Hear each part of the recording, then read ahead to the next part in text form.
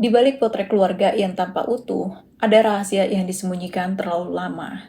Dan ketika lapisan itu mulai terkelupas, nggak ada satupun yang benar-benar siap menerima kenyataannya.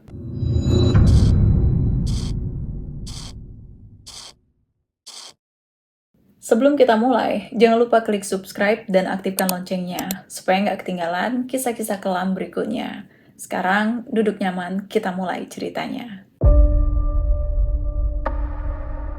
Sebelum namanya dikenal karena sebuah tragedi, Jennifer hanyalah seorang perempuan dengan kehidupan yang tampak biasa. Jennifer lahir dan tumbuh besar di Oklahoma. Dia dibesarkan oleh ibu tunggal, tetapi walaupun berasal dari keluarga sederhana, masa kecil Jennifer cukup baik. Ibunya mampu memberikan kehidupannya layak untuk Jennifer dan adiknya. Lalu, setelah menyelesaikan pendidikan SMA-nya, Jennifer menempuh pendidikan studi bisnis di Universitas Nasional San Diego. Di mata teman-temannya, Jennifer perempuan lembut yang taat agama. Dan karena itulah, Jennifer berharap bisa dipertemukan dan menikah dengan laki-laki yang taat agama, yang bisa membimbingnya menjadi umat Kristiani yang dekat dengan Tuhan. Tepatnya tahun 1988, di sebuah acara, Jennifer bertemulah dengan Michael Black, pria berusia 25 tahun yang berprofesi sebagai pilot helikopter Angkatan Laut Amerika Serikat. Kebetulan, saat itu Michael sedang bertugas di San Diego. Dari tampilannya, Michael tampan dan berwibawa, tetapi kepribadiannya yang sederhana menjadi daya tarik tersendiri bagi Jennifer, apalagi mereka sama-sama taat agama. Michael juga bukan orang sembarangan. Dia putra seorang kolonel Angkatan Udara Amerika Serikat, dan semasa kecilnya, Michael termasuk anak cerdas yang selalu unggul baik di bidang akademik maupun non-akademik. Bahkan karena kepintarannya, Michael mendapatkan beasiswa untuk menempuh pendidikan teknik nuklir di Georgia Institute of Technology, universitas terkemuka di Amerika. Selagi kuliah, Michael juga bergabung ke Angkatan Laut Amerika Serikat melalui program Officer Candidate School atau OCS. Sebuah program yang memungkinkan lulusan perguruan tinggi dilatih sebagai perwira di militer, dan Michael ikut program ini setelah menyelesaikan studinya. Dari sinilah awal karir Michael sebelum menjadi pilot helikopter di Angkatan Laut Amerika Serikat, di mana dia ditempatkan di San Diego, kota yang mempertemukannya dengan Jennifer. Perkenalan secara kebetulan antara Michael dan Jennifer menjadi awal keseriusan hubungan mereka. Tepatnya tahun 1991, Jennifer menerima lamaran Michael. Walaupun itu bukanlah pernikahan pertama Michael, karena sebelumnya Michael sudah pernah menikah, tetapi pernikahan pertamanya hanya bertahan 1 tahun. Lalu, beberapa tahun setelah pernikahannya, pada tahun 1997, Michael memutuskan pensiun dini dari Angkatan Laut Amerika Serikat dan memulai karir sebagai engineer. Dia juga membawa Jennifer pindah ke Carolina. Di kota inilah mereka menyambut kelahiran anak pertama mereka, yang mereka namai Abby Black. Saat itu, Jennifer hanya fokus merawat Abby dan mengurus rumah. Hal yang sederhana, tetapi cukup melelahkan. Hanya saja, Jennifer sama sekali nggak pernah mengeluhkan apapun tentang pernikahannya. Sekilas mereka tampak seperti keluarga cemara yang taat agama. Tetapi di balik itu semua, Jennifer memendam masalah pernikahannya sendirian. Setelah pernikahannya, Jennifer merasa tertipu dengan tampilan Michael yang tampak religius. Michael ternyata sering party sampai larut malam, bahkan pecandu film dewasa. Perbedaan ini nyaris menjadi akhir dari pernikahan mereka. Dan gak lama setelah kelahiran Abby, terjadi pertengkaran antara Jennifer dan Michael. Di tengah pertengkaran itu, Jennifer mengatakan bahwa dia gak mau Abby tumbuh besar di lingkungan buruk dengan kebiasaan-kebiasaan buruk Michael. Jennifer dengan tegas meminta Michael memilih mau berubah atau mengakhiri pernikahan mereka. Saat itu, Michael meyakinkan Jennifer bahwa Jennifer dan Abby adalah segalanya baginya. Dia berjanji akan berubah dan meminta Jennifer memberinya kesempatan untuk memperbaiki pernikahan mereka. Lalu, beberapa bulan setelahnya, Michael yang saat itu mendapatkan tawaran kerja di Colorado memutuskan membawa Jennifer dan Abby ke sana, sekaligus memulai awal yang baru untuk memperbaiki keretakan hubungan mereka. Sayangnya, kehidupan mereka nggak semanis janji Michael. Setelah pindah ke Colorado, Michael malah semakin di luar kendali. Selain mulai mengekang dan memastikan semua aktivitas Jennifer, Michael tetap melanjutkan hobi buruknya. Tetapi Jennifer lagi-lagi tetap memendam semuanya. Walaupun itu menyakitkan, tapi Jennifer tetap ingin bertahan demi Abby, putri kesayangannya. Hanya saja, diamnya seperti nggak pernah cukup bagi Michael. Salah satu teman Jennifer memergoki Michael bersama perempuan lain. Di titik inilah, Jennifer akhirnya mulai membuka diri tentang masalah pernikahannya. Dia nggak bisa lagi mempertahankan pernikahannya sekalipun demi Abby. Karena mempertahankan pernikahannya juga bukan hal yang baik untuk pertumbuhan Abby. Tetapi walaupun begitu, Jennifer selalu berusaha memberikan kesan baik di depan Abby.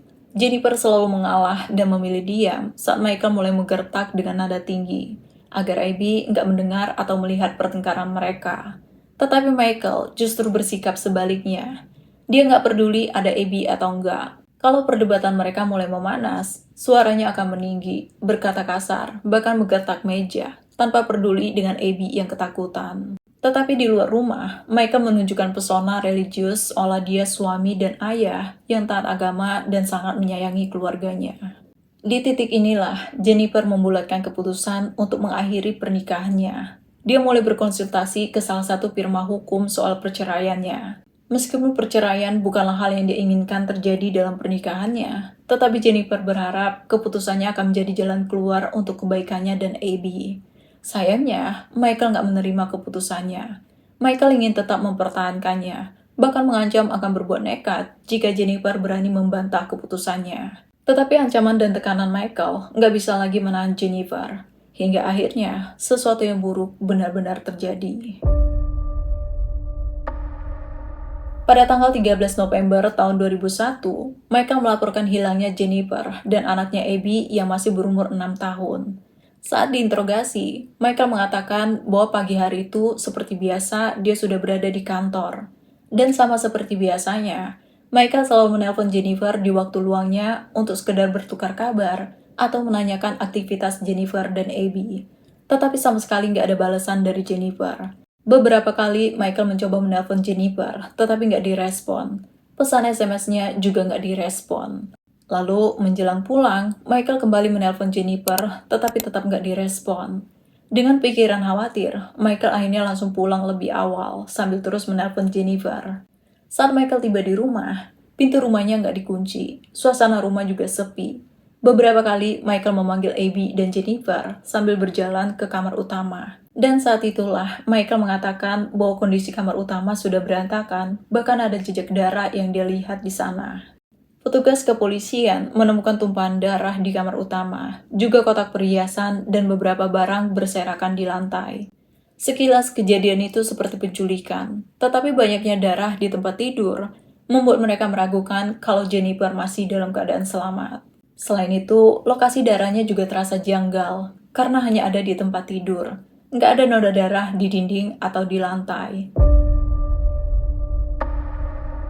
Saat proses investigasi masih terus berjalan, Michael dengan percaya diri mengatakan kepada media bahwa anak dan istrinya diculik. Seolah dia yakin bahwa Jennifer dan Abby masih hidup. Dia juga meminta bantuan serta doa dari masyarakat agar anak dan istrinya bisa segera ditemukan. Bahkan Michael menawarkan hadiah sebesar $2.000 untuk siapapun yang bisa memberikan informasi terkait Jennifer dan Abby. Sementara itu, Sungai Colorado menjadi titik pusat investigasi karena polisi menduga kalau jasad Jennifer dan Abby mungkin dibuang di sana. Tetapi pencarian tersebut nggak membawa ke petunjuk apapun. Tetangga Jennifer mengatakan bahwa terakhir kali mereka melihat Jennifer adalah sehari sebelumnya, saat Jennifer baru pulang menjemput Abby dari sekolah.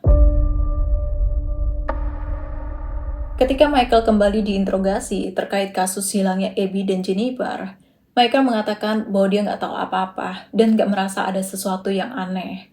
Dia bilang dia baru menyadari apa yang terjadi setelah dia pulang lebih awal dan melihat situasi rumah yang kacau. Selama penyelidikan, Michael juga selalu menunjukkan pesona religius di depan pihak kepolisian. Tetapi ahli forensik berhasil mendapatkan petunjuk di mana mereka menemukan jejak darah di salah satu mobil Michael. Saat itulah, kecurigaan mengarah pada Michael. Lalu, pada April tahun 2002, penyelidik akhirnya menemukan petunjuk baru.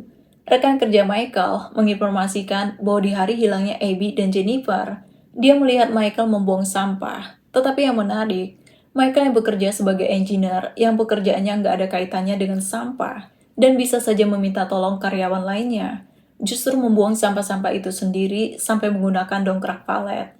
Dia membuang 2 kotak berukuran besar. Saat itu, temannya menawarkan bantuan, tetapi Michael menolak dan mengatakan bahwa dia bisa membuangnya sendiri.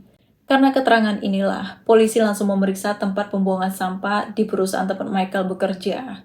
Pemeriksaan itu cukup sulit, karena harus memeriksa tumpukan sampah yang cukup memakan waktu. Dan ketika kemajuan penyelidikan terungkap ke publik, Michael nggak lagi muncul ke media. Diam-diam, dia pergi meninggalkan Colorado. Lalu, setelah berminggu-minggu pencarian dilakukan, tepatnya 5 Juni tahun 2002, tim penyelidik berhasil menemukan tubuh Jennifer di tengah tumpukan sampah. Tubuh Jennifer dibungkus dengan kain berwarna hitam dan merah. Hasil otopsi menunjukkan bahwa Jennifer tewas ditembak di mata kirinya dengan peluru yang masih bersarang di kepalanya. Pemeriksaan medis juga menerangkan bahwa Jennifer ditembak saat sedang tidur. Sayangnya, tubuh Abby nggak pernah ditemukan dan keberadaannya masih menjadi misteri. Setelah temuan itu, polisi akhirnya punya alasan kuat untuk menahan Michael. Meskipun saat itu Michael sudah meninggalkan Colorado, polisi berhasil melacak keberadaannya, di mana dia bersembunyi di rumah ibunya di Georgia. Dia langsung ditahan dan dibawa ke Colorado untuk mempertanggungjawabkan perbuatannya. Di titik inilah, publik dikejutkan dengan fakta bahwa pesona religius Michael hanyalah topeng untuk menutupi kekejamannya. Meskipun di persidangan, istri pertama Michael menerangkan bahwa Michael sosok pria yang baik, tetapi teman-teman Jennifer menerangkan sebaliknya. Mereka menceritakan tentang curhatan Jennifer soal ancaman dan ketakutannya pada Michael. Buku harian Jennifer juga berisi curahan Jennifer yang berdoa agar dia diberi kekuatan untuk bertahan dan berharap ada jalan keluar untuk masalah pernikahannya. Di dalam buku harian itu juga tertulis bahwa Michael nggak akan segan-segan menyakitinya dan Abby jika mereka berani meninggalkan Michael. Meskipun nggak ada bukti konkret yang menunjukkan bahwa Michael lah yang menghilangkan nyawa anak dan istrinya, putusan persidangan pada 16 April 2004 menyatakan bahwa Michael bersalah atas 2 penghilangan nyawa terhadap istri dan anaknya sendiri. Dia dijatuhi hukuman penjara seumur hidup tanpa kemungkinan pembebasan bersyarat. Dan menurut analisa penyelidik, kemungkinan malam itu terjadi pertengkaran antara Jennifer dan Michael soal kelanjutan pernikahan mereka. Dan Michael yang nggak pernah mau bercerai, nggak bisa mengendalikan kemarahannya. Abby mungkin mendengar atau melihat apa yang terjadi, sehingga Michael melakukan hal yang sama pada putrinya sendiri. Tetapi sampai hakim ketuk palu, Michael nggak pernah mengaku bersalah atas kematian anak dan istrinya. Michael sempat mengajukan banding, tetapi dia tetap dijatuhi hukuman yang sama seperti sebelumnya. Pada akhirnya, kematian Jennifer Black meninggalkan luka yang tak tergantikan. Putrinya Abby masih belum ditemukan, dan keluarganya terus menunggu jawabannya yang tak kunjung datang. Kisah mereka adalah pengingat bahwa kehilangan bisa datang begitu cepat, dan harapan tetap hidup di hati mereka yang menanti. Terima kasih sudah mengikuti kisah ini sampai selesai. Kalau kamu suka dengan cerita serupa, jangan lupa subscribe, aktifkan loncengnya, dan bagikan video ini agar semakin banyak yang tahu cerita yang jarang dibahas. Sampai jumpa di cerita kelam berikutnya.